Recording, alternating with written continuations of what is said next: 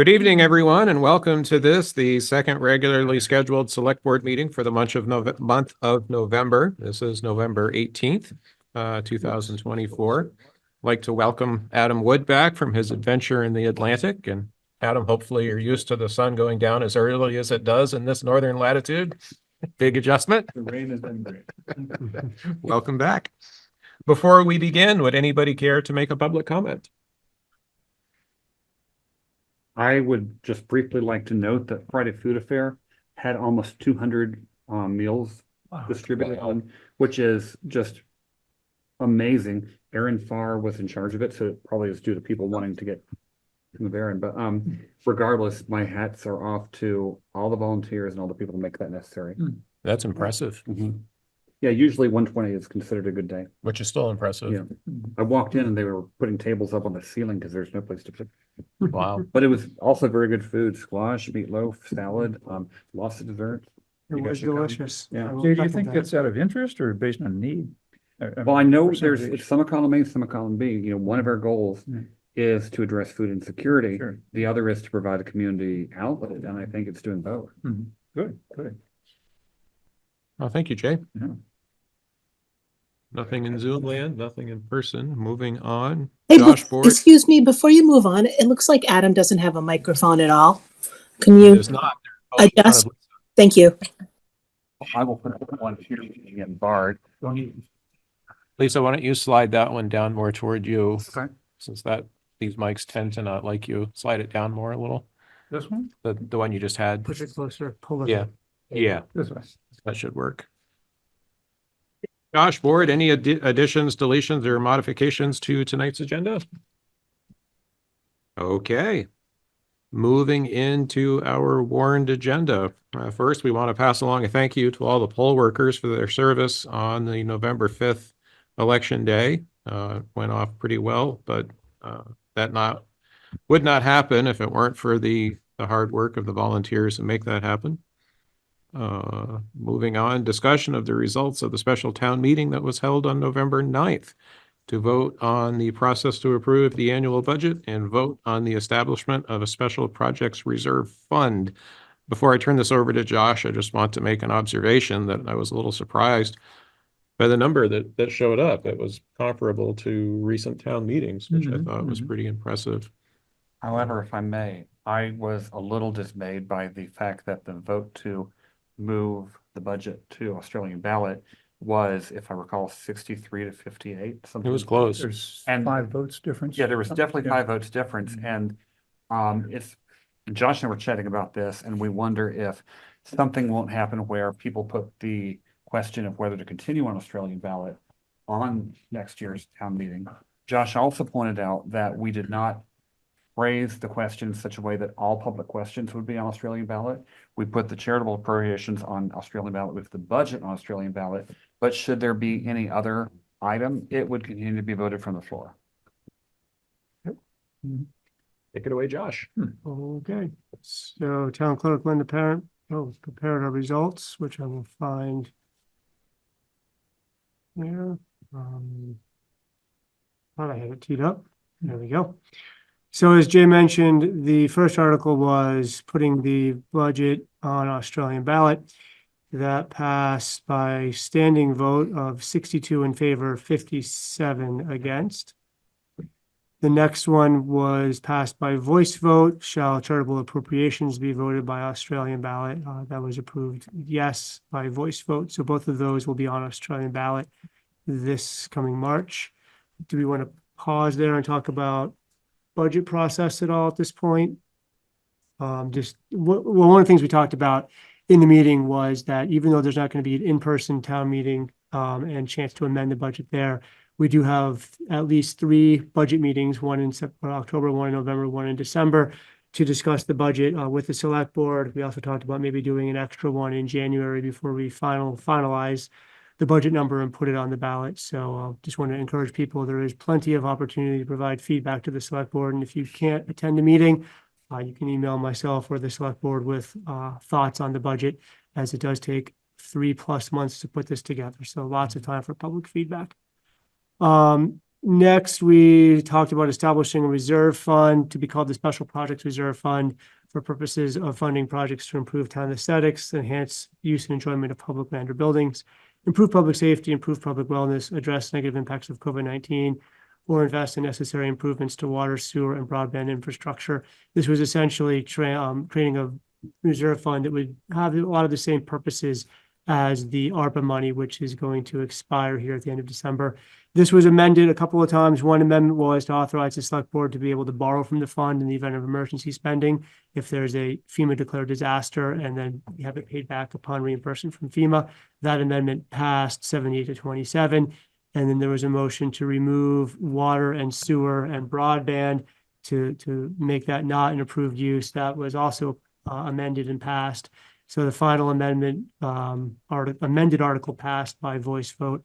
So that fund was established. And then the next one was to fund that with $993,021, which was essentially the unspent ARPA money in August when the board voted to move that money to cover payroll and create a budget surplus. That number has been reduced to $795,287 with some additional projects that were approved. I think most notably being the pickleball courts. So that article was amended to transfer up to $795,287, and that was passed by voice vote by voice vote. Josh, and just a quick question, where it says amended to remove the words water, sewer, and? Oh, yeah, so it was, Typo, or is it? nope, because Is it, broadband still in there? good question, because broadband is still in there, so now it will read, or invest in necessary improvements to broadband infrastructure, so water, sewer, and was removed. Makes sense. Yeah, good. Any questions for Josh? Bard? I'll just say, for those of you who weren't there, there was at least a short conversation about why does the town even entertain discretionary funding to separate organizations, or why don't we favor organizations that are based in Richmond? And draw your attention, I think, to a 2014 discretionary funding policy, which was, I think, the first time we created an actual policy on that. When I looked at our website, the oldest town report I can find is 2010, and my memory is before 2010, it was still part of the budget. It was just not voted separately and typically just voted through. So this will be a substantive change where we deal not only with the individual discretionary funding requests, but vote on each one separately, as opposed to cumulatively or as a group. For yay or nay. It also, a short conversation there was, by putting it on Australian or paper ballot, it prevents any adjustment by voice vote at town meeting. And at least a couple of times in my history of town meeting, budget items have been adjusted by voice vote at town meeting. And I'm not saying it's good or bad, that's just the history. So this will be our first time voting on all that stuff on secret paper ballot. Except for the 2 years during COVID, when Yes, we did yeah, that's vote right. the budget in 21 and 22 by Australian When we ballot. had to. Yeah, and in those years, we had 2 public information meetings, one at the very beginning of early voting, starting about 30 days out, and the other one, I think we did this Saturday before town meeting. So we took some steps to make sure that we were still explaining the budget to people. So. there you go. Thank you, Josh. Thank you, Bard. Any further questions? No, sir. Sounds like we're ready to move on. So speaking of the budget, a reminder that Monday, December 9th is the next special select board meeting to discuss the fiscal year 26 budget. We should also talk about having one, at the last budget meeting, we talked about having an additional meeting on November 25th. As we were talking about, could we get a loan to cover flood expenses from July? So Connie, finance director, has been doing some research on that. I think we should probably add a meeting on the 25th of November at 7 p.m. to go over some of those options. And maybe review the budget in general as well to see if there's any other spots that we could maybe make some cuts, knowing that we've got a hefty road ahead of us with the budget. Yeah, So if the board would like to have a meeting a week from tonight, I think it would be helpful. I don't think we need a motion for that. If it's the consensus of the board that that would be a good idea, I think that would be okay. Anybody I have object? no objection. No objection? I think we should all make sure to wear our turkey suits. Yeah. So we will now have a special budget With meeting crosshairs. week from tonight, November 25th, 7 PM, Maybe can. right here. Same bat channel. Okay. Are we ready to move on? Yes, sir. Okay. So Josh, do you want to talk about the consideration of transferring funds into the special reserve fund?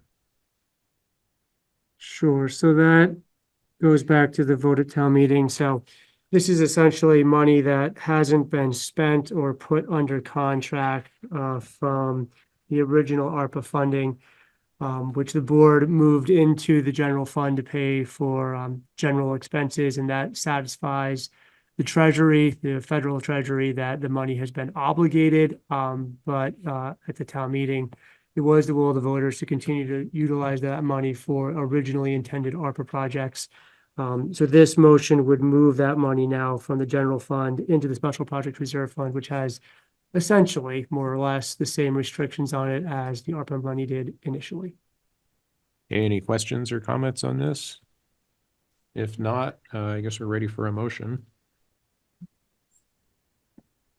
I move to transfer $795,287 from unassigned funds to the special projects reserve fund. Thank you, Adam. Do we have a second? This is Bart. I will second that. Thank you, Bard. Any further discussion? Hearing none, seeing none, calling the motion to a vote. This is a motion to approve the transfer of $795,287 from the unassigned funds into the Special Projects Reserve Fund. Absent any further discussion, calling the motion to a vote, please identify yourself and signify your vote. Adam, I. Lisa, I. Bart, I. Jay, I. David, aye. Motion passes. Is Anthony with us? There he is, Okay. right on Disconnecting time. to audio. Timing couldn't be better. Did you want to introduce this, or should I just invite Chief Cambridge to speak to this? Well, you can go right to Chief Cambridge. Okay. So Chief, I see you are with us. Whenever you're ready, we're ready for the update on the increased number of thefts in the community.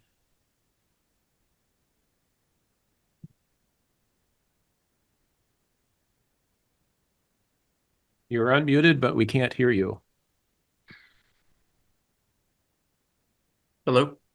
Now we can hear you.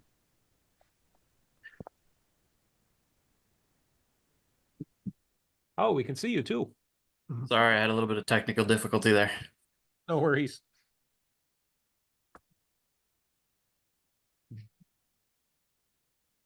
Okay, I didn't hear the question. I just zoomed in. Oh, okay. It was perfect timing. We're at the point in the agenda where we were going to get an update from you on the increase in the number of reported thefts in the community. Yeah, so there's been an increase in both towns and in the surrounding areas of car break-ins and car thefts. In one night, the night that we had a car stolen in Richmond, we had I believe it was 3 taken in Hinesburg, one being an RV. And the week before that, we had a school bus taken. What School it- bus. I'm gonna start taking the keys out of my bulldozer. You know, it's a weapon. Now, were So- these vehicles broken into or were they unlocked? So most of what's happening is they're crimes of opportunity, and it's drug related.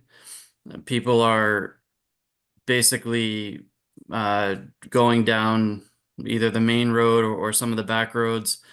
They're looking for change. A lot of people are realizing later on now that they had their ashtray taken because it's easier just to take the whole ashtray and take the change out. So what we're finding is they're going around looking for tools, looking for change, looking for any money that they could get in and out as quick as possible. And if there's keys in a car, they're going to take the car. I think the only reason that more cars didn't get taken that night in Richmond was probably because they found more opportunity in Hinesburg. What we're also seeing is that in the past years, we could sort of pinpoint that it would be one particular person or group of people. This seems to be a number of different people, and again, all related to addiction issues. For instance, one of the string of incidents that happened one night in Richmond, we do have a suspect and we are about to cite someone for that. However, the week before that it happened in Richmond, it's a totally different group of people. So the biggest thing is there's always a potential for danger, but what's happening is they're really not looking to really, like, from what it seems like, they're not trying to fight anybody for anything. They really want what's easy. So with that said, the community really needs to start locking their doors at night and stop leaving their keys in the car. Jay? Did they find the school bus, or are we, those are kind of hard to just park around back at somebody's house? We did. We found the school bus the next day, and we found the RV that morning. And when we arrested the person for the RV, he admitted to taking the school bus the week before. So in that particular case, it happened off of Richmond Road, which is, as you know, Hinesburg Road in Richmond, pretty much the same road, different names.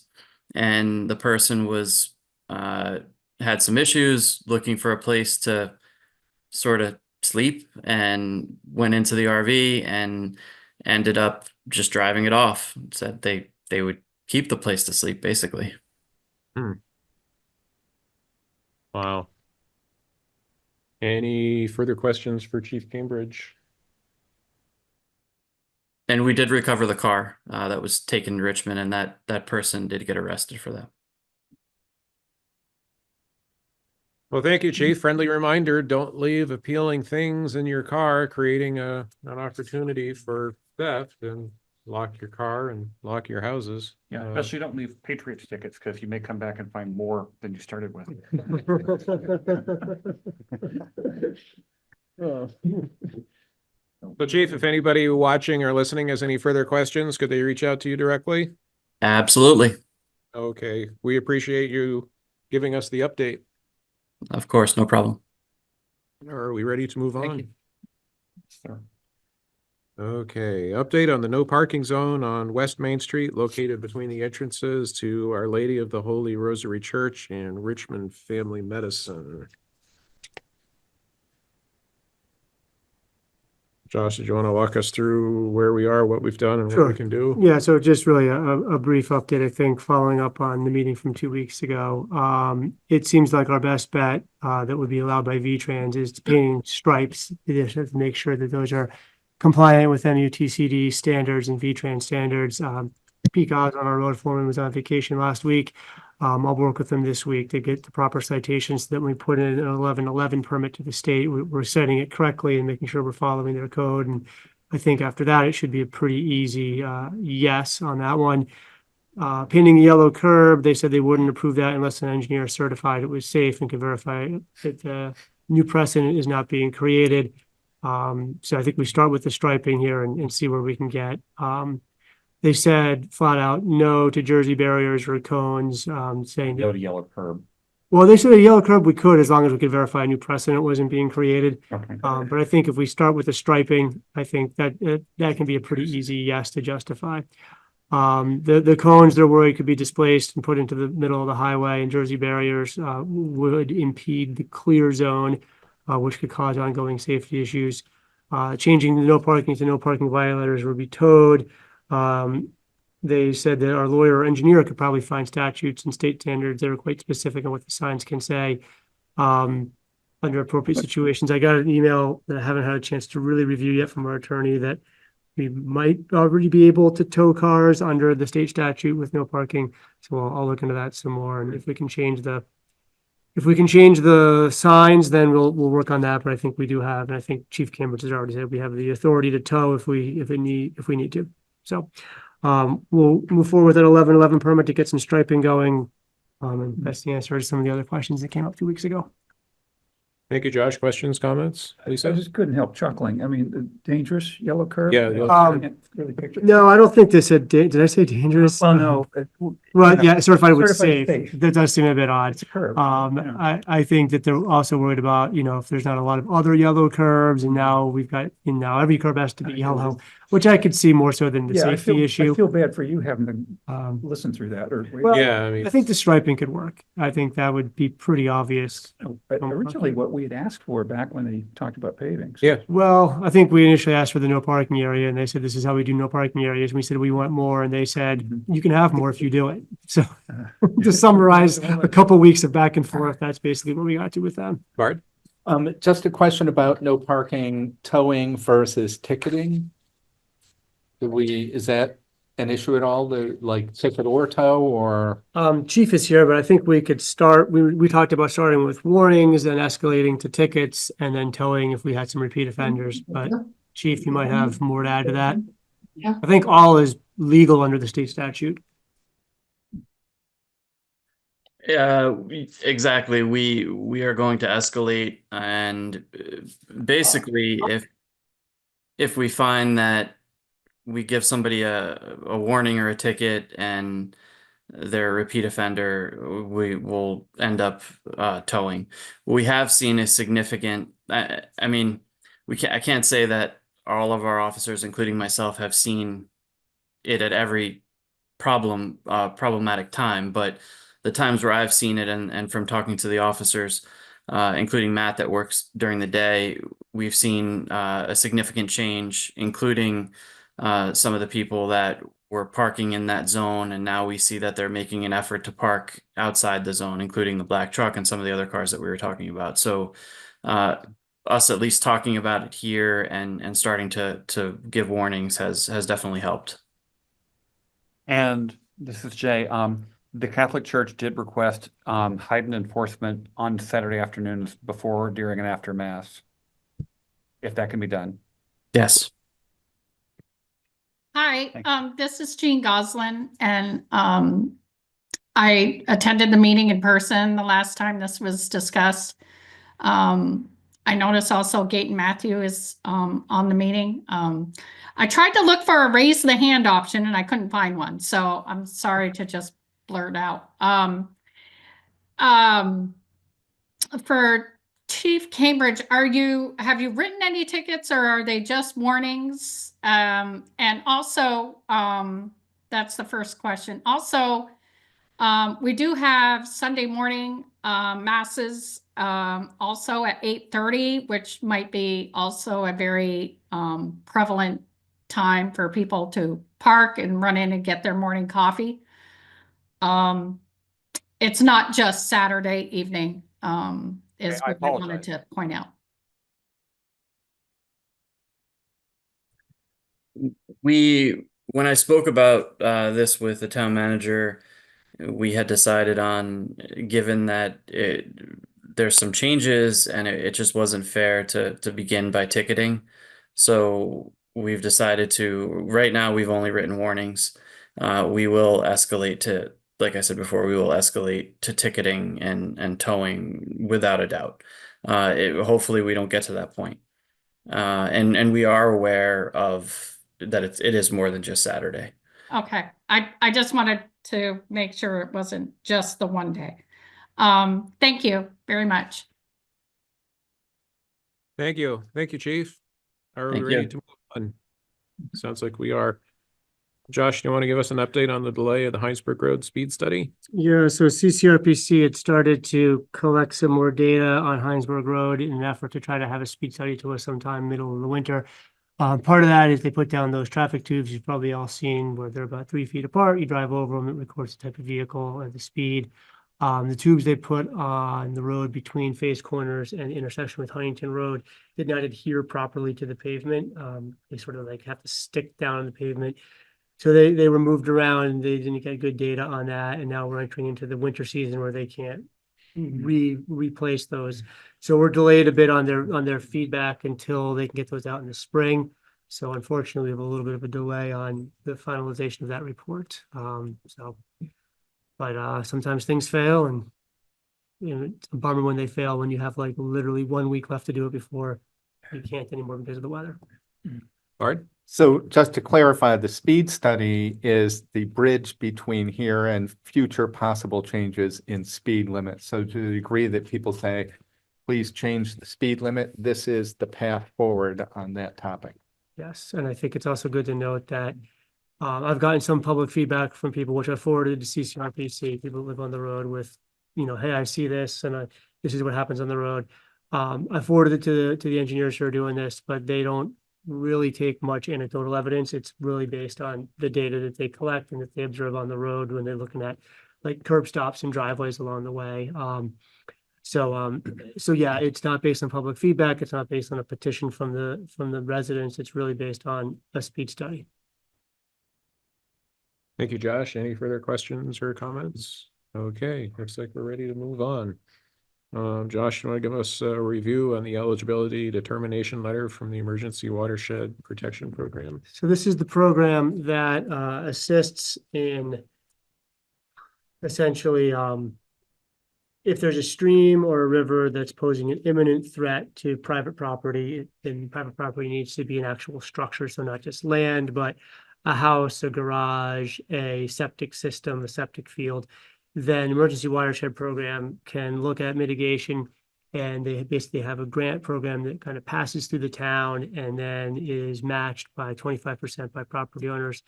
We had about, I think it was 25 or 30 sites to inspect after the recent flooding. Because obviously there's a lot of flood damage, and people were looking at their streams saying that never got that high before. I'd like to have somebody come take a look at it. So they came out in early September. They looked at all the sites. Lynn from our office went around with all of them and looked at every single site. It took them a few weeks to issue a determination letter, but they've issued that. It's in the packet. They approved about a dozen sites out of the 25 or so that we have. And that is all Emergency Watershed Protection Programs approval. It's not, the town has no role in this other than sort of passing along potential sites to them. So they look at their criteria, and there's certain things that they can do, certain things they can't do, and it definitely has to be threatening a structure. We've notified all the property owners of the sites that were inspected.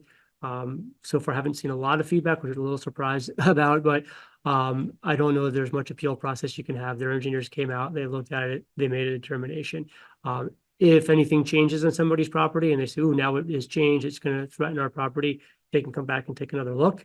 But for right now, this is where we're at. They've already started some initial data collection. They had engineers out a couple of weeks ago looking at the areas that they were pretty sure they were going to approve. So they've gathered some data so they can do some work over the winter when they need to do the inspections before snow flies.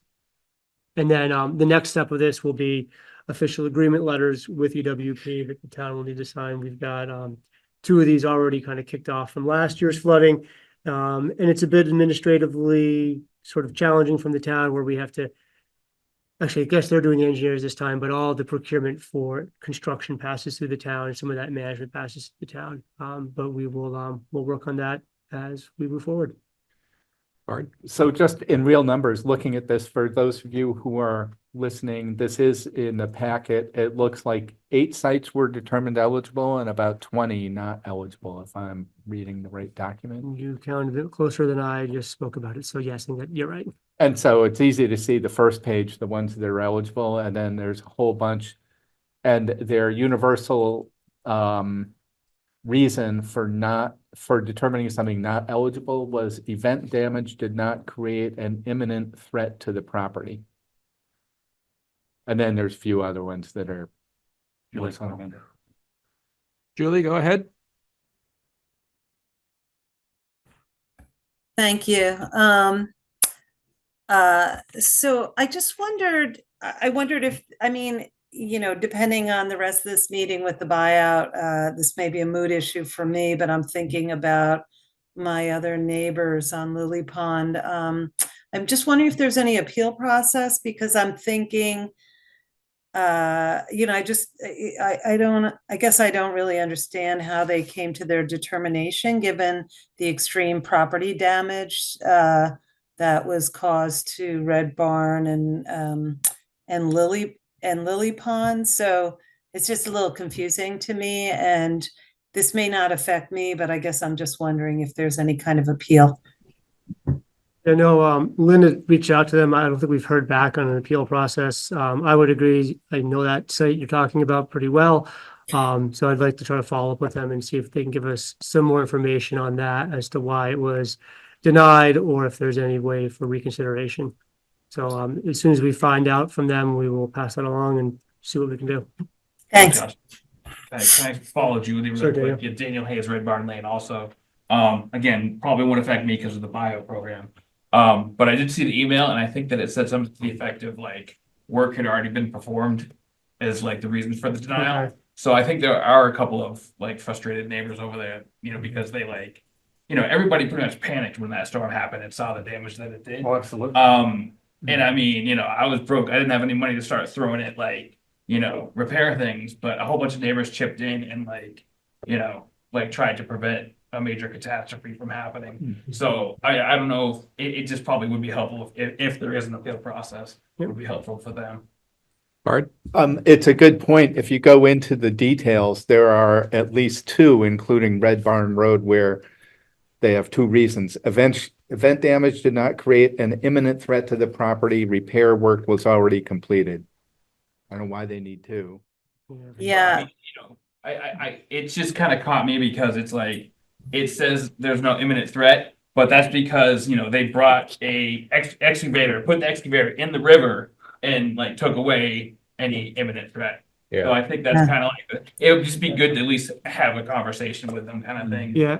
And I know that was part of their, I asked them specifically that right when the flooding sort of was just finishing about, people wanted to do some sort of temporary repair. And I posted what they replied that they, and I was going to try to pull it up here, but they basically said you could do some smaller temporary mitigation.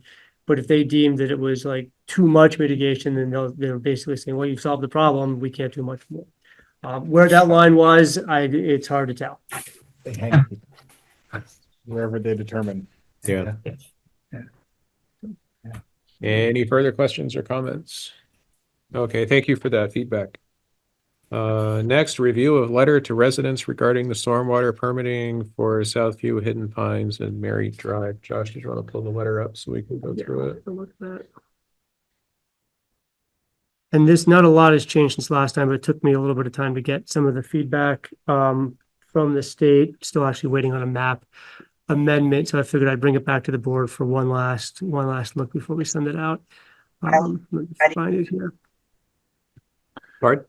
David, I will say that we ran into a fairly angry resident of Southview in the market. I think it'd be fair to say he ran into us. Well, he was clearly angry and disappointed, and part of it, I think, was that this letter had not yet been forthcoming, but as Josh just described, the letter is also predicated on a map that is accurate, and what I understand is we're still waiting for an accurate map. Correct. Yeah. We need clear definition and delineation of which properties are affected. Right now, we don't even know how many. So I just say it's awkward for us. I know we've been asked and have agreed to send out a letter, but I think we're still in a position of trying to make sure we send out a letter that is accurate and adequately complete in terms of the site map. Yeah, an inaccurate letter is worse than no letter.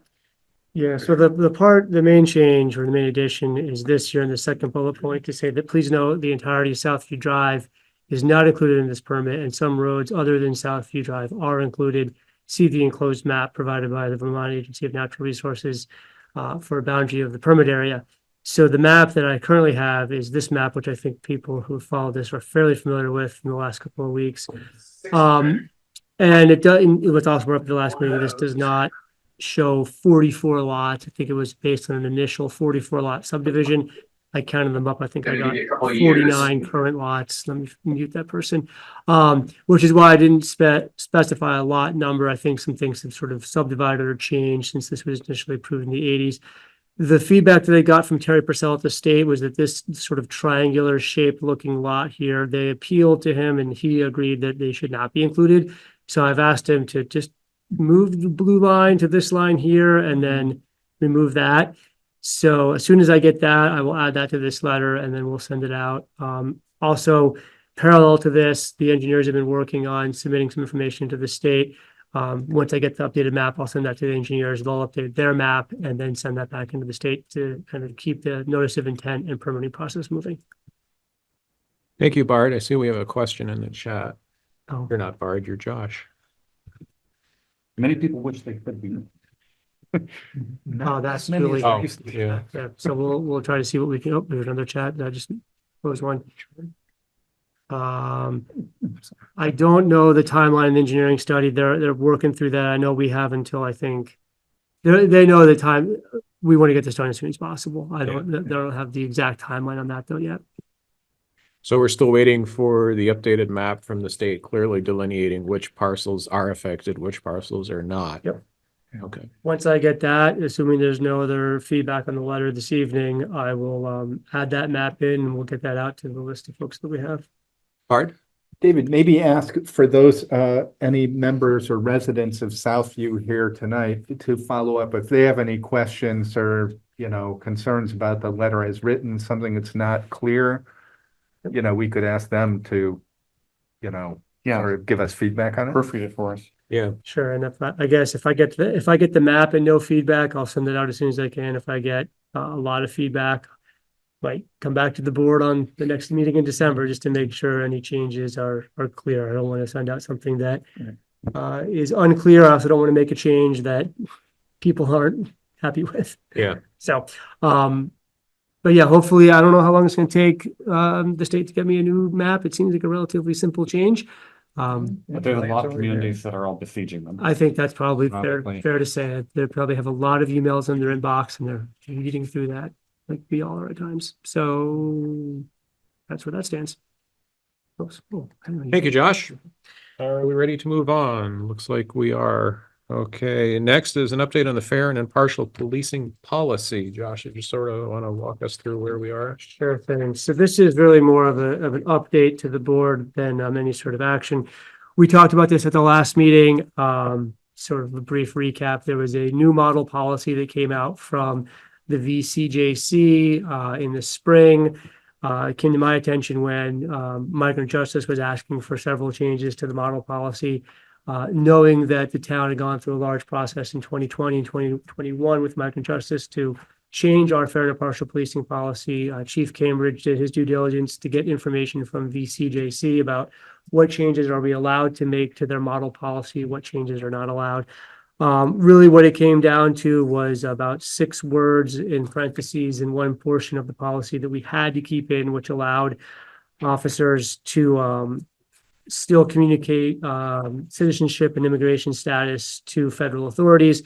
Migrant Justice would like to see that removed. That was also not in our policy from 2021. The VCJC has stated that if we submitted that policy, it would be rejected and we would be underneath their model policy. So we chose to submit nothing and come to the board 2 weeks ago. So right now, the town is currently under the model policy from VCJC. There was a business meeting from VCJC on the Wednesday after the last select board meeting. Myself, Chief Cambridge, and Patty Brushett, who's a resident and member of Richmond Racial Equity, all attended the meeting. All voiced our opinion that the town would like to be able to strike those words from the model policy and ask the question basically of what has changed from 2021 until now to understand why was it allowed to not have it in 2021, but now we have to have that wording. We didn't get direct answers in the meeting. They were trying to kind of keep things moving. I did follow up with the VCJC attorney last week, and she was working on crafting a letter to us, which was going to address specifically what's changed from 21 to 24. She was hoping to have it for us by this meeting. She emailed me just before the meeting saying that it's still under review, but we should see it hopefully in the next couple of days. And I expect that we can have an update here at the first meeting after Thanksgiving. And I think those are really the big updates right now. So still sort of in the information gathering phase. Bart? So it seems to me twofold. The 2 take homes that I got from reading this was, one, we really want to hear from her specifically, what is the deal? Because the default is if we find your policy inadequate or non-compliant, we throw the whole thing out and you have to use their model policy. Right. Those are kind of the two take homes, right? Well, there's also, I mean, there's a third option. They did, so there was a number of changes that Michael and Justice suggested. We can have all of those changes except for striking that text. Right. So that's where racial equity was going to review, I think, reach out to Michael and Justice a bit, and then come back to the board with some suggestions about, should we submit a policy that has everything in it except for striking that language? And maybe that's something that the board would, and the community would get behind more so than the model policy. It doesn't get us all the way to where I think that the community wants to be. But it at least allows some of those changes, and we can adopt that one, and it would be approved by VCJC. Any further questions or comments? Is there a time frame for this approval? I mean, is there a deadline or? No, it's a policy. So right now, we could Whenever submit a we're new ready. policy whenever. And again, just to remind people procedurally, it's the chief of police policy to submit and approve, knowing that he'll do so with some of the guidance from the board and the community. So no, we've got some time to do that. Right now we're in compliance underneath the model policy, which may not be exactly what everybody in the community wants. Yeah. But we are in compliance with VCJC, and we have a policy in place. Okay. Better than And yeah, nothing. we've got, I mean, whether it's in 2 weeks or 6 months, we've got time to do some more research and get back to them. Bart? Well, so presumably, if I understand this, we're still expect to hear back from Attorney Kim McManus. Yes. And so I guess our point is to keep asking for that, and when we get it, bring it back as an agenda item at a future meeting. Absolutely. And the intent is not 6 months from now, but Mhm. some number of weeks from now. Yeah, I think that I fully expect she'll have that to me this week. She sounded like she was going to really get that out to us quickly. Are we ready to move on? Sounds like we are. So next is consideration of approving 6 applications for home buyouts as part of the FEMA Hazard Mitigation Grant Program.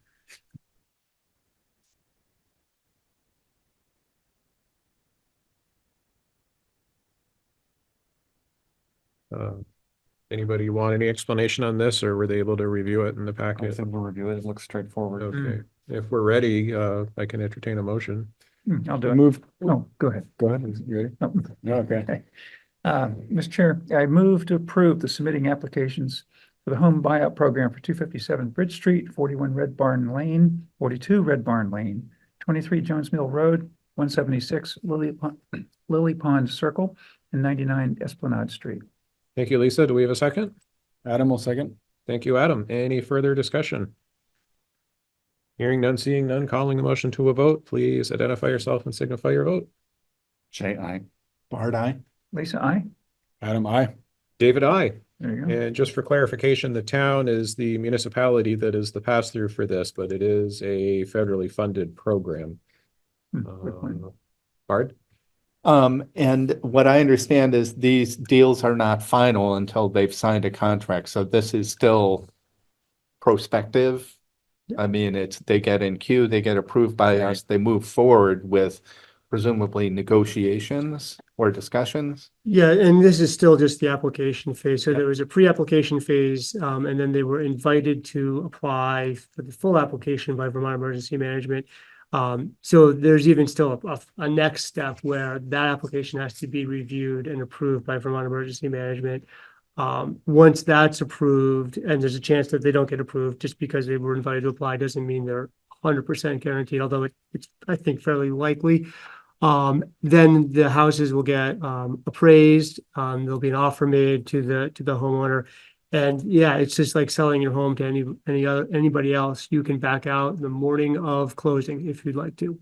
So the homeowner definitely has some time to consider. So if they don't like the number that VEM is offering them, or if they have another offer in the interim, they can stop this process up until closing. Or So I do have one question. Do you know if this might not be something that you know the answer to, but do you know if that money is already like in place and safe from FEMA? Because I guess my concern would be that like We do down the fund FEMA, road, you know. somebody that might be in power might decide to like pull money away from FEMA kind of thing. That's, So yeah. We have been told yes, and Well- we have been told yes, but. Well, yeah, and I think that part of their invitation process was looking at how much money they were allocated. So like, I know that I don't think any elevations moved forward because they just didn't have enough money for that. So I think that they've got a certain amount that's been allocated. How safe that is from future clawback by the federal government, I wouldn't venture to guess. Okay. But I think that they at least have an idea of what they are able to spend. Okay. Just trying to like de-stress myself as much as Yeah. possible. I understand, yes. Tough We here. are too. We all are. Yeah. That's a fair question. Thank you. Yeah, yes. Are we ready to move on? Sounds like we are. So next is consideration of setting a date for a public hearing for the proposed zoning amendments, creating 2 new zoning districts, the Village Residential Neighborhoods North, new section 3.11, and the Village Residential Neighborhoods South, new section 3.12. Introduction of residential density, new section 6.14, and amend section 6.1, 6.13, and 7, and including changes requested by the Select Board at our 10/7/24 public hearing to align with the regulations with State Act 181. In the memo or in the packet, there was a memo from Planning Commission Chair Virginia Clark with more information on that. Does anybody have any questions or comments before presenting a motion? Just a comment. I think we've chewed on this thing long enough that probably all the substantive issues have come up. It's been a while. So if there's Yeah. anything left, I'd like to know what it is. Yeah. Mr. Chairman, I move to set a date of Monday, January 6, 2025 at 7 PM for a public hearing for proposed zoning amendments creating 2 new zoning districts, Village Residential Neighborhoods North, new section 3.11, and Village Residential Neighborhoods South, new section 3.12, introduction of residential density, new section 6.14, and amend section 6.1, 6.13, and 7, and including changes requested by the Select Board at their 10/7/24 public hearing to align with align the regulations with Act 181. This is Bart. I will second that. Thank you, Jay. Thank you, Bard. Any further discussion? No, I guess I was just gonna say, a lot of the stuff we blamed when I was in the planning commission on, it was Act 47. Now we're going to blame some on Act 181.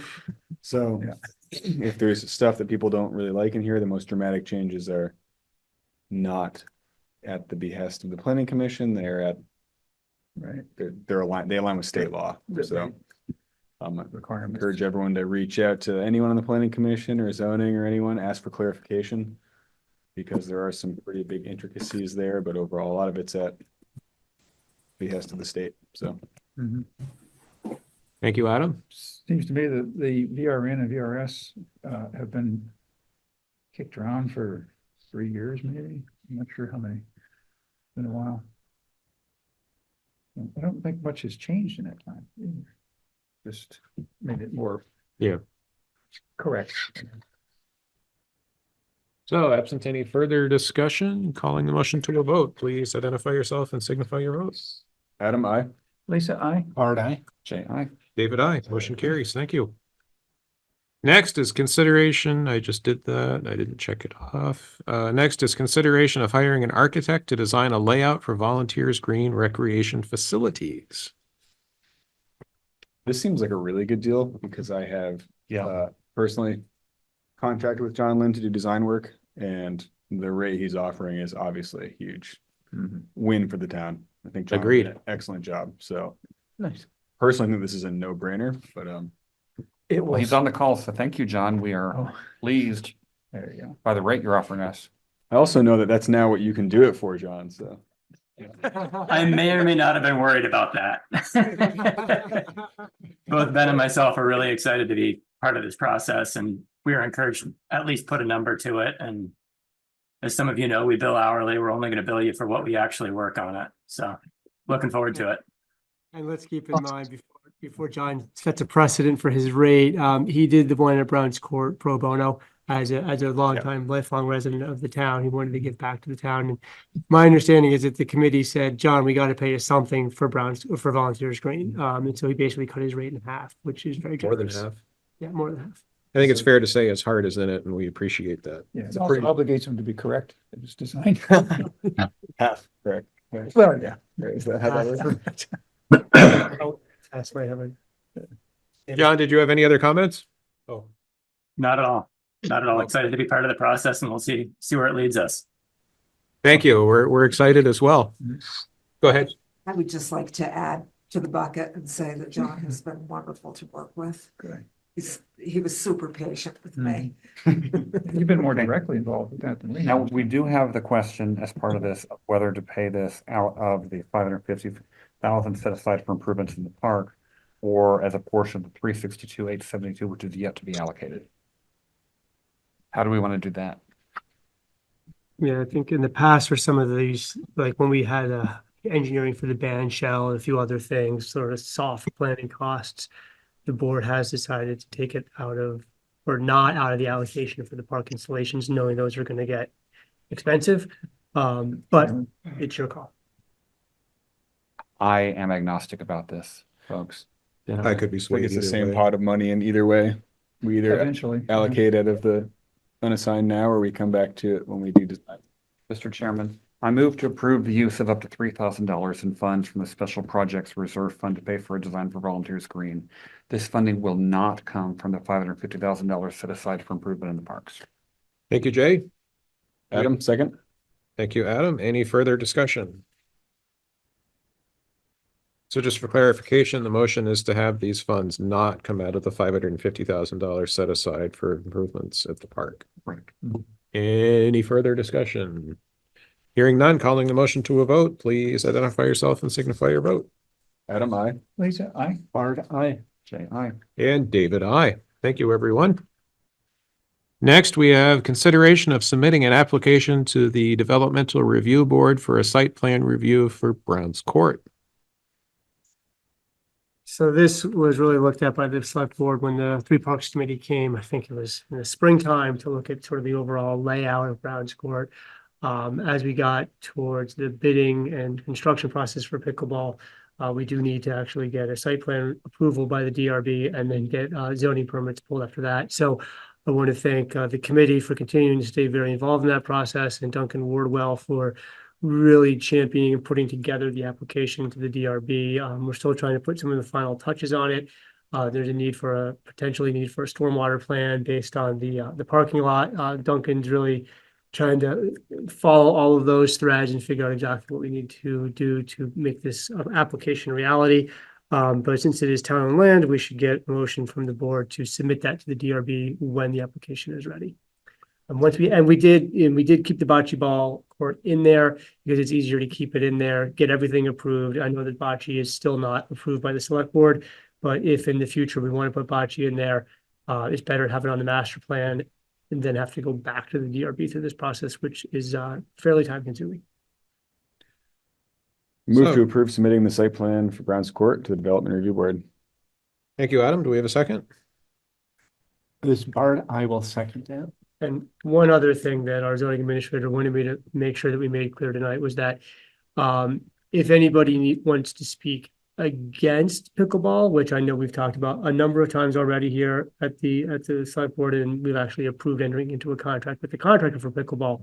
The DRB meeting would not be the forum to do that because the DRB is going to basically look at this based on zoning regulations. And if neighbors say we don't want it, then as long as it meets zoning regulations, they would approve it. So he just wanted to be clear about that. I was pretty sure everybody was clear, but wanted to bring that up again just at the advice of Tyler. Go ahead. I'm sorry, I was having a hard time hearing. Oh, sorry, I should. Hearing Josh. I'm here, of course, because you all know that I'm part of Just state your name for the record. the Three Parks Committee. Just state your name for the record. Oh, Tess Norris. Thank you. Okay, I just have, it's more questions about it. Is there, the way I understand it, it's that you, Duncan or Josh, you would be the ones presenting to the DRB, or Ultimately, probably yes. because as a rule, the town is the owner of that property. Okay, so we would be there if you wanted us, in case there were questions. Yeah, I think that would be helpful. Yeah, because you guys are certainly closer to the project, so if the DRB has some specific questions. Although at this point, I think Duncan's been dreaming about Brown's Court, so he has a lot of the details memorized, I'm sure. But when we get to a DRB meeting, I think having you there would be very helpful. Okay.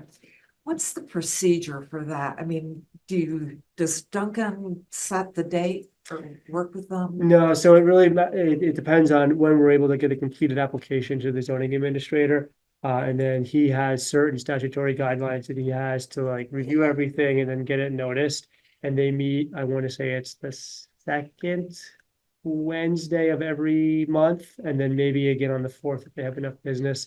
So right now we're trying to get it for December, but I know that we're running into some stormwater issues that might take us a little bit more time to figure out. So it might not be till January. And I know that's a disappointment. I know there's a lot on the committee that would like to see it move faster.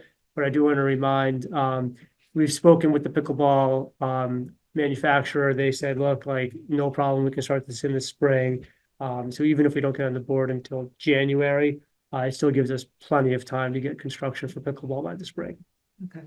Yeah, I too realized when I was looking at my drafts, that there would be problems like maybe with the signage. Looking at the ordinances for the town parks, it sounds like you're only allowed to have one sign without getting the permission.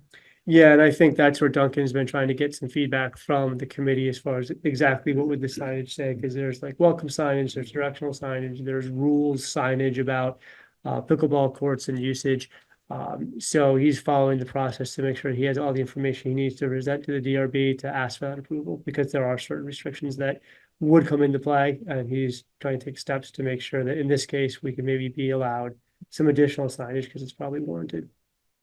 Now, the procedure for that, it's my understanding that before you go to the DRB meeting, that the neighbors, the people whose property abuts Brown's Court, are they warned in advance? I think so, yeah. They've got, that's part of the DRB application. He's got a list of neighboring properties, yes. Okay, now on the other end, after it has been after the meeting with the DRB,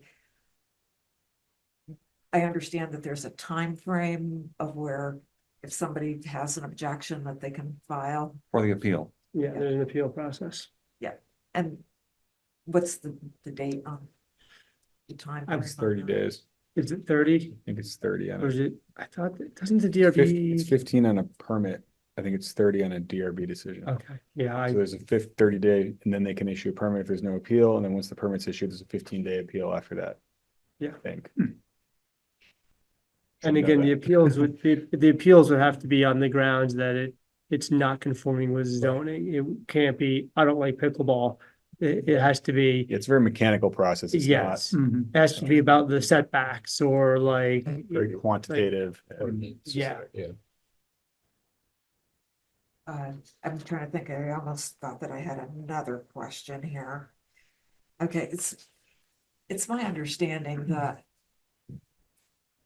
you have allocated the money and that had to be done by the end of 2024. Yep, and we have a signed agreement with the pickleball court provider, so that has been, I would say, under contract and meets the ARPA funding. Okay, so it is under contract. Yep, we signed the contract with them based on the select board approving it. We also created the reserve fund, so even if that contract fell through, or whatever, the money would be safe in that reserve fund. Oh, yes, we created that reserve fund. Well, I didn't, I wasn't here, Yeah. but the town voted to create that reserve fund at the special town meeting last Saturday, Mhm. 2 Saturdays ago. So even if even if that contract were to fall apart for some reason, the money would still be safe. We would still have that to put under a new contract. So we basically have that money indefinitely now Right. to use for that. And actually, I don't think I included that in the 795 because it was under contract. Right. I put the stuff we put in the 795 was stuff that's not under contract or spent at this point.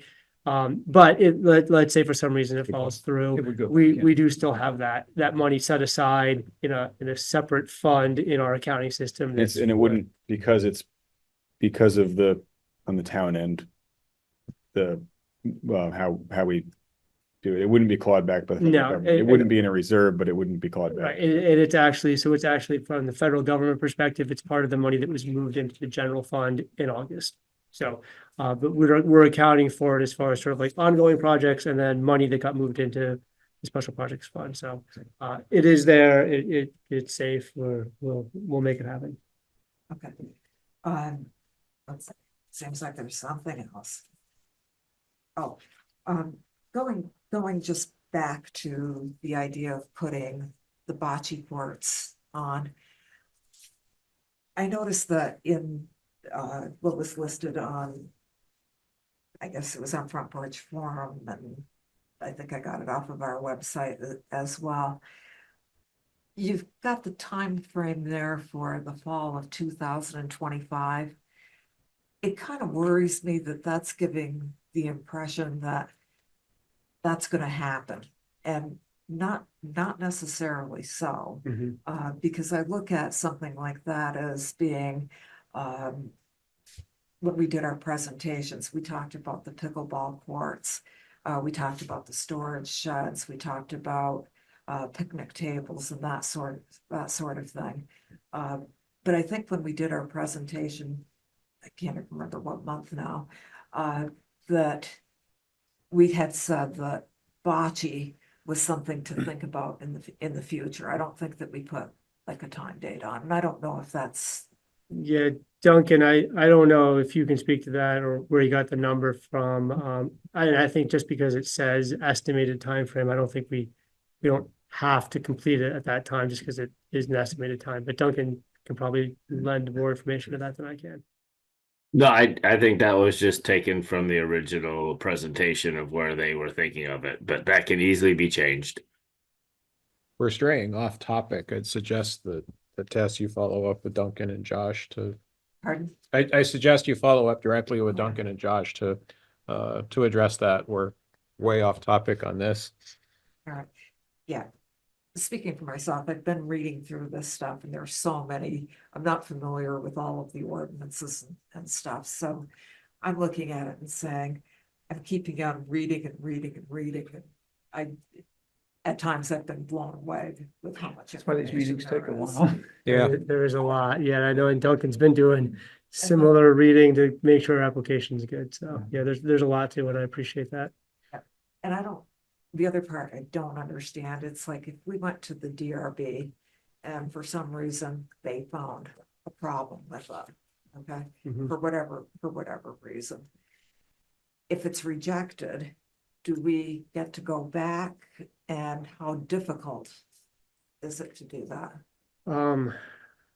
Depends on the condition that's Yes. attached. Yeah, they'll cite small, reasons it- for rejecting it, and those, Sorry, what? they would be citing reasons for rejecting it. Right. And if those could be corrected, you could resubmit. Yeah. Yeah, it's basically based on a checklist Tyler Macia described. It's like they're just making sure we're hitting all our marks, and then we'll eventually hit our marks if we don't dot all our I's and cross our T's, basically. And that's what we're trying to do with Tyler Billingsley, is finish that off with the stormwater stuff. Okay, so we have a motion that has been made and seconded. Are we ready for a vote? Sounds like we are. Please identify yourself and signify your vote. Adam, excuse me, Adam, I. Lisa, nay? Art, aye. Say aye. And David, I. Motion carries. Next is consideration of renaming the committee to explore path funding to better depict that the committee is exploring funding for a bicycle and pedestrian path between the village and the Riverview Commons neighborhood. Josh, did you want to speak to this? Yeah, so this is the committee that was formed by the select board to look at funding for a path that would ultimately go along Route 2 from the village to Riverview Commons, and also provide access to the park and ride. Right now, the committee's been going by the name Committee to Explore Path Funding. I did hear from a member of the public who said that could be any path, anywhere. Maybe it should be more descriptive. I tend to agree, especially thinking back to when I put this on the agenda as a update on the Gateway scoping study. I heard for many weeks afterwards that was not a very clear description. So I think in the effort of being transparent, although it's a mouthful, I would suggest something along the lines of, where did I put it? committee to explore funding for a bike and pedestrian path from Village to Riverview Commons. I think that leaves it with very little interpretation. Wasn't it going by Emerald Path or something for a while? I mean, Wizard of Oz does play next week in advance of Thanksgiving, Name of the so we week, could or name we of could the- call it that, but I think that would lead to Sure. more confusion as well. Yeah. I will note that the committee discussed it. They like their name just the way it is, but I think that a little more description could be helpful. So we do have a draft motion in the packet, if anybody cares to make it. I have one quick question.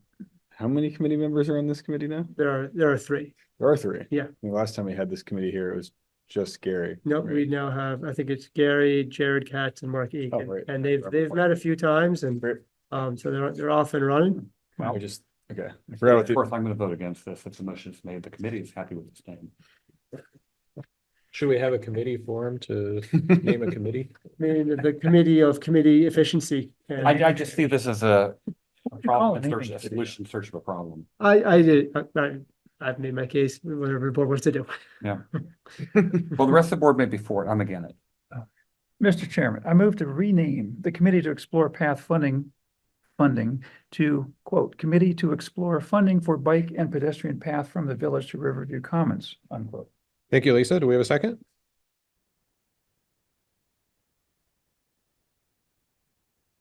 Sure, I'll second it. Thank you, Bart. Motion has been made and seconded. This is a motion to rename the committee to explore path funding to the committee to explore funding for a bike and pedestrian path from the village to Riverview Commons. Bard? So, to Jay's point, first, I'd like to know, other than it's got more words, why they don't like it. And I heard also from people who said, I don't know what that is, what path, where. Now, I guess a question is whether the naming is to help the members of the committee, or is it to help members of the public understand what the committee's doing? I think it's to help, I think the committee knows what they're doing. Yeah. I think it's to help members of the public understand what this committee's meeting on, what path. Where? So if there's a more descriptive and shorter way to describe that, I think it's up to the board. You I can think- change it if you like. Well, I think ultimately on pages that use this name, committee to explore path funding, we can have a short paragraph that explains what this is all about. I don't like to set the precedent of every committee needs a name a mile long just to avoid confusion. And part of the problem is this is gonna take years. Mhm. You know, with the interstate work, the on-ramps, off-ramps, so forth, the cemetery, I don't know how all those things even get solved, so. Are any members of the committee here tonight? Well, I'll be honest, one of the sort of things that's not clear to me in conversations I've had with several people, the end point of the path has changed. Mhm. Is it to the park and ride? Is it to Riverview Common? Is it for part of the way to the park and ride, That's a good depending some other method of crossing over Yes. the highway? That's a good Access reason to point? not rename it. Because we're saying to Riverview Commons, and I think we're gonna have a very hard time coming up with a solution that goes across the Yeah, interstate. that's a tough one. So I think we That should goes under. avoid pinning ourselves into a corner and keep the name as it is. is there, can we add, I mean, the committee's got to understand that this name doesn't describe what they're doing. I wouldn't say it's inaccurate. So it describes it very vaguely. So can we ask them to come up with a name that they like that better describes what they're doing and just come back to us and Certainly, if they feel like doing that, I mean, that would be an option. Or bike and pedestrian path along West Main Street. To where?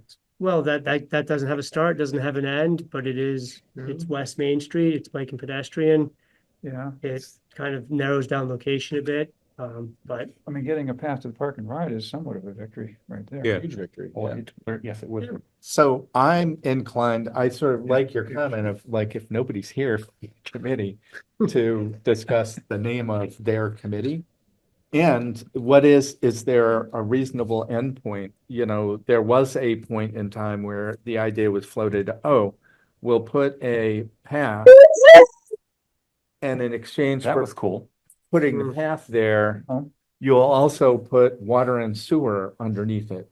So just, this is all evolved over time. I don't have a strong opinion about what the goal should be, other than I think it is an admirable goal to try to connect the large number of people who live at Riverview Commons with the rest of the town, because they are to a large degree cut off. But here's what I would propose. We'll have to either withdraw this or bring it to a vote. And what I would say is, I'd like to hear from the committee, what is their actual purpose in terms of how far? And what is their suggestion for how to communicate that to members of the public? I agree completely. Picking up on what you put down. Yeah, I mean, if their name isn't, if people in the public see that name or hear that name and don't know what they're talking about, it's not serving the committee's purpose as well either. Good point. So I would think that while they might think this name is ridiculous because it is a long sentence, it is to their advantage to have a better name or a more descriptive name. Mr. Chairman, I'll withdraw the motion. No, but I don't think it'll be seconded. No, somebody did. Bart was good enough to second it. Okay. I'll withdraw the second. Thank you. I think he withdrew the second before you withdrew the motion, but it works. They're a match set. So perhaps what we could ask is for this future agenda item, because I think it has not been clear and is not clear to people all the time about what this group is pursuing, and maybe just, if nothing else, having them come to this committee this board gives them a little more profile, at least for that point in time. Yeah. And maybe a simple drawing also showing the confines of it, or the brackets. The vision. Yeah, the route as estimated. How far does it go? That is in the study. Like, we've got a Right. multi-page study that has lots of that information. So, Okay. all right, well, Forgot about that. thanks for considering. We considered.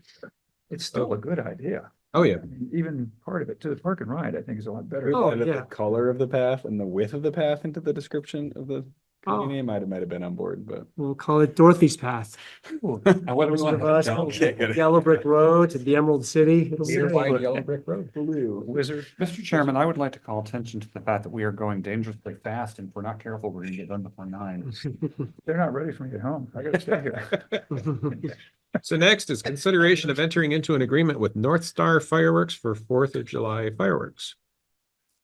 I would like to comment as a member of the July 4th committee that we do need to act on this with due speed, because they are holding a slot for us, but they will not hold the slot for us indefinitely. And this firm has been very reliable in the past. They've done good work by us, but they have a hard time getting pyrotechnicians. They're cutting back. So if we don't jump on this, we may lose out entirely. Jay, Thank is you, this Jay. kind of a ballpark? I don't remember what previous years fireworks allocations have been. Last year, we did 14,500, I want to say. Wasn't it just 500? 14,700 13,000.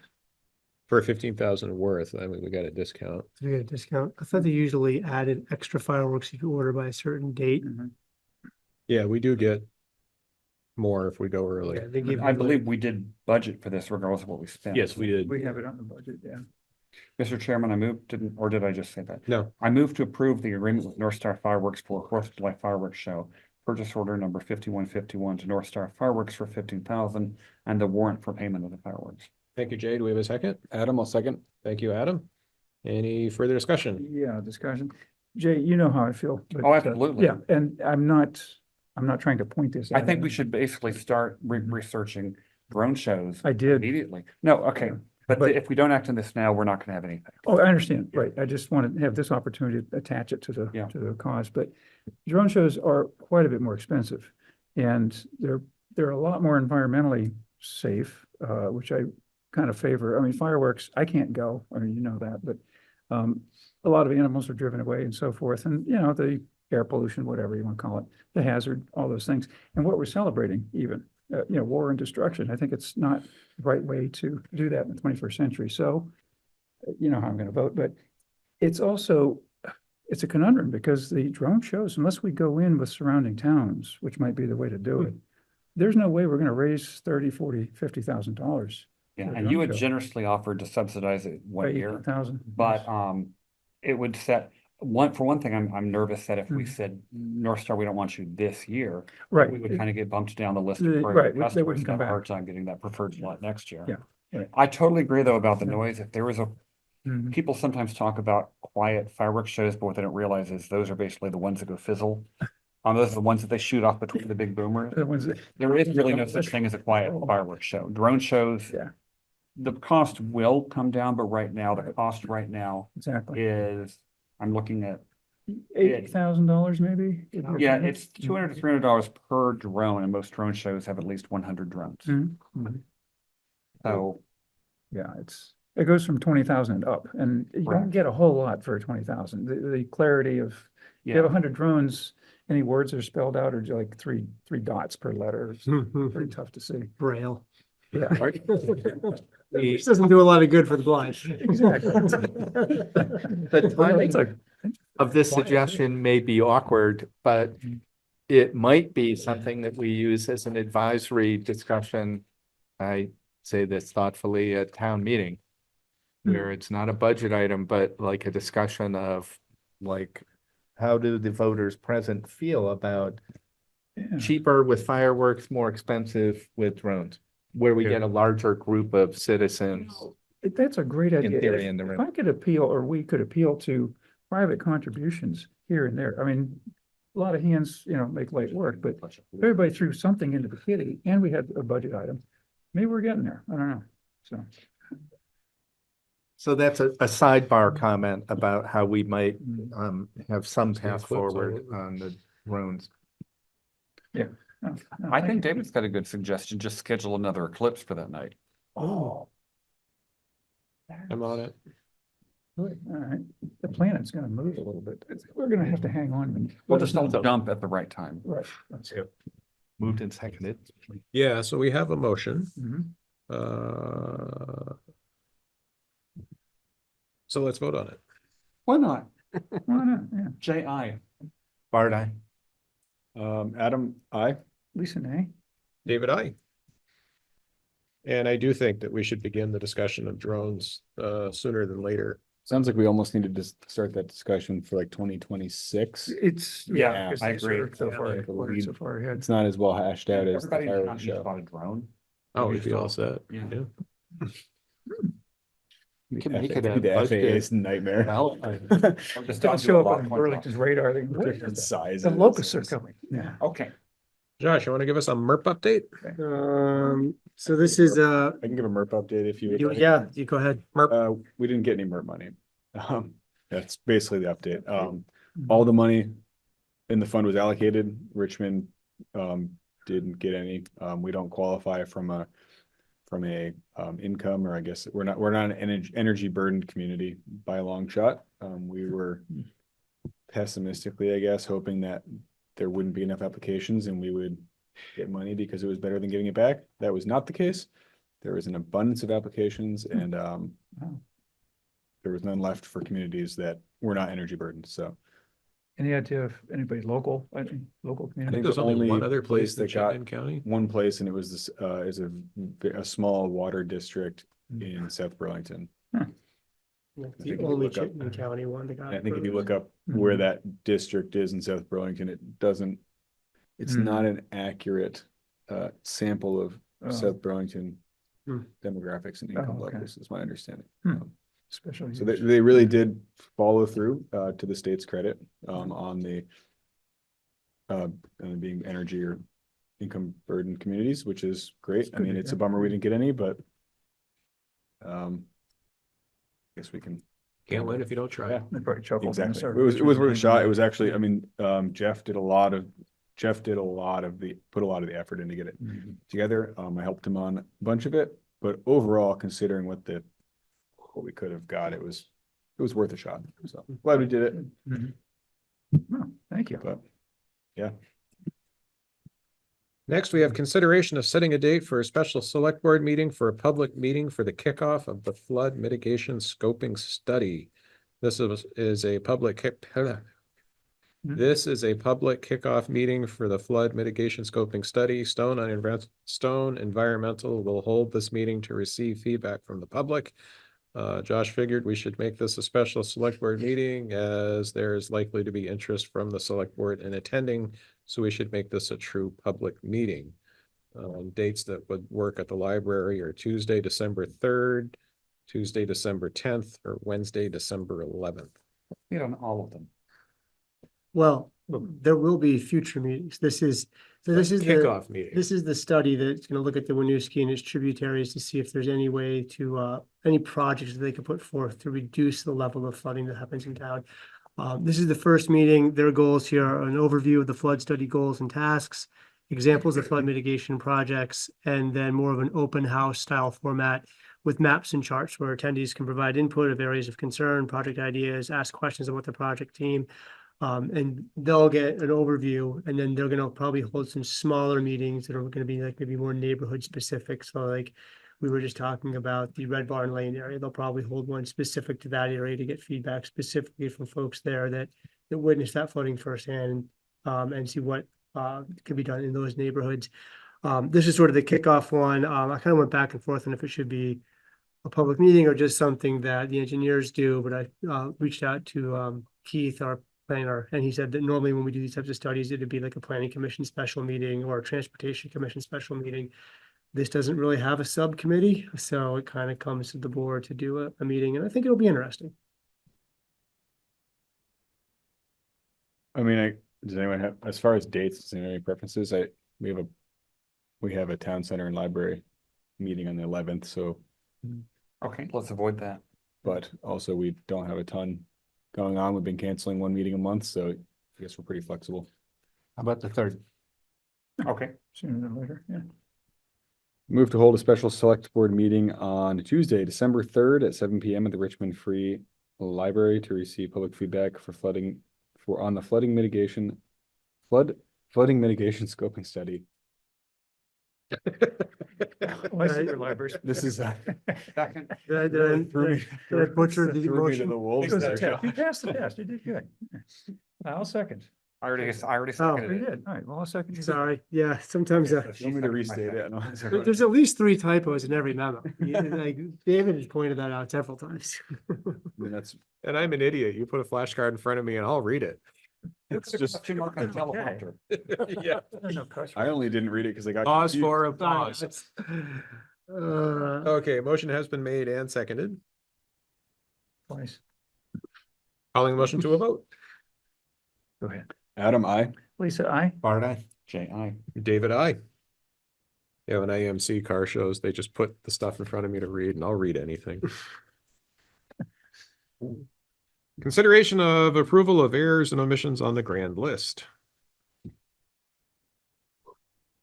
Well, the grand list is finalized based on changes to properties as of April 1st of each year. If there are changes to properties that are made prior to April 1st that come into the attention of our assessor after the April 1st date, then an errors and omissions report is issued. The affected properties will receive a new tax bill for fiscal year 25 based on these changes. These changes will decrease the grand list from $7,935,922.62 to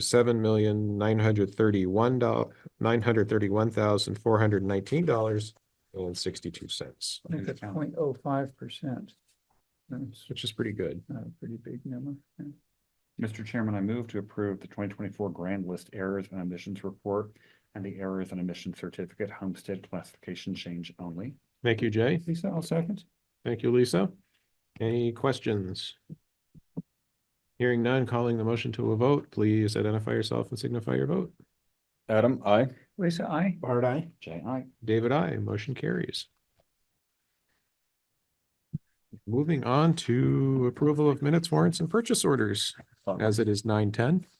Mr. Chairman, I move we approve the minutes of the November 4th, 2024 regular select board meeting. Thank you, Jay. Do we have a second? Lisa, I'll second. Thank you, Lisa. Calling the motion to approve the draft minutes of November 4th, 2024 to a vote. Please identify yourself and signify your vote. Adam, I. Lisa, I. Bart, abstain. J.I. David, I. Mr. Chairman, I move we approve the minutes of the special select board meeting on November 12th, 2024. Thank you, Jay. Do we have a second? Bart, I'll second that. Thank you, Bard. So this is a motion to approve the draft minutes of the November 12th special meeting. Please identify yourself and signify your vote. Adam, abstain. Lisa, I. Bart, I. Jay, aye. David, aye. Motion carries. Purchase orders. So we're amending an amended purchase order. Yeah, the flood gift that keeps on giving. You want to start with that one? We're gonna start writing up the side of the margin now. I did start there. So, Yeah. yeah, this is more material for Hinesburg sand and gravel as Pete is putting the finished top layer on the roads in preparation for winter. So the amended amount is 114,754.02. How much of a change is that, Josh? Is that the original number? A lot. Yeah, it's initial, yeah. So he based it initially back in August on what he hoped it would be. It's like- It was about $70,000. I think our most recent invoice here is 14,065. It didn't come through really well on the scan, but That's right. maybe you can see that a little better over here, the It's one of those 14,065. things, there's no alternative, so. Yeah, unfortunately, there's not right now.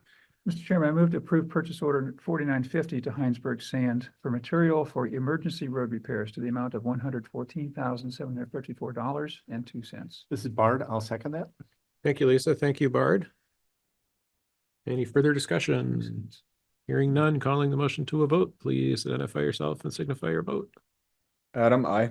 Lisa, I. Bart, I. Jay, aye. David, aye.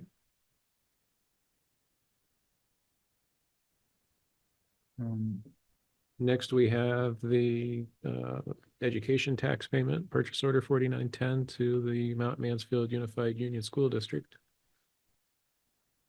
If we don't pay this, they come for us with like. The same thing. Yeah, I mean, we're we have to collect the money, but then hand it to them. School district hires Pinkertons and comes after it. Is that? Yeah. Seems like what would happen, right? This one's big enough where I'd Or appreciate it if the crane. maker of the motion would make a Lever motion action, like right? this. Pitchforks. I move to approve purchase order number 494910 to Mount Mansfield Unified Union School District for FY25 second quarter education taxes in the amount of $2,201,760.72. Thank you, Adam. Do we have a second? Lisa, I'll second. Thank you, Lisa. Calling the motion to a vote, please identify yourself and signify your vote. Adam, I. Lisa, I. Bard, aye. Jay, aye. David, aye. Motion carries. Items for next agenda. Well, the naming of the path might come back. No, the naming of the path would be even more of a process. At some point, and I don't think it'll be next meeting, but at some point, we should get an update on the DRB permitting decision on Brown's Court, whenever that comes back around.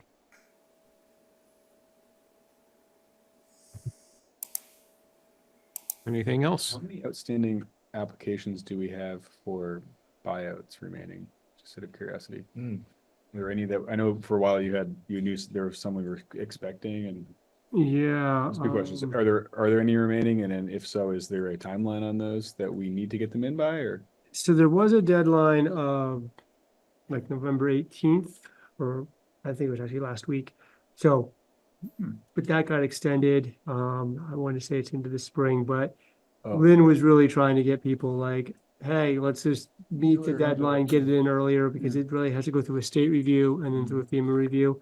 So there could still be a few more on the way. I don't know off the top of my head how many more are pending because what we just submitted 2 or 3 at the last meeting and 6 at this one. So we're at like 8 or 9 at this point. There could be a few before that too, wasn't there? There were, yeah. So I think we're Into the double digits. I think we're approving a lot of the ones that have been interested. So this is Bart, David. I would just observe that should these buyouts come to pass in significant numbers, there are parts of town that would look rather different to those of us who have become used to the same houses the same way for a period of time. Yeah, I mean, I can pop the map up here. So this is, let's see, where's the Virginia, I see your hand. I'll get to you in a second. So the greens here are the buyouts. So I think, the biggest area here is right down on Bridge Street. The Bridge Street Bridge is down here, Esplanade. So these greens are ones that have applied for the buyout. Yeah, there's a few out here over, where's this is Brown's Court area. No, not Brown's Court. Old Brooklyn Court. Yep. Yeah, so then a few over in Jonesville as well. So in that, Jones Mill area. But yeah, I think the really noticeable ones are gonna be right here In on, there. on Bridge Street. The ones you drive by all the time. You got it. Yep. It will look different. Sorry, Virginia, go ahead. Oh, yes. Well, you guys whipped right along. I just wondered if you had any problems with the scheduling of the VRNs, your public hearing. I tuned in too late. It was item L. Did you do item L? Yeah, we did. What she probably wanted to know what date we picked. Yep, January 6th. Yep. January what? 6? 6. Yeah, First well, meeting in what January. happens on that day? Oh, boy. And you didn't, nobody had any questions or anything. So good, No. great. We'll see you all then. Okay, thanks for checking in. Yep, thank you. I would have been on time, but you're so speedy today. I'd apologize for that, but I'm not sorry. No, it's all Thank good. you. Thank you, Virginia. Yeah, you're welcome. Bye. Can't make that meeting. I have plans.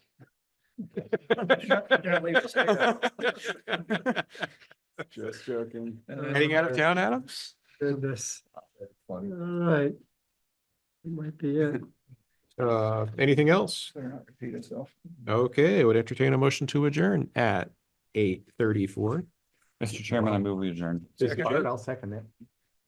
All in favor of adjournment, please Aye. signify by saying aye. Lisa, I. Aye. All right. Aye. We are adjourned. All right. Thanks, everybody.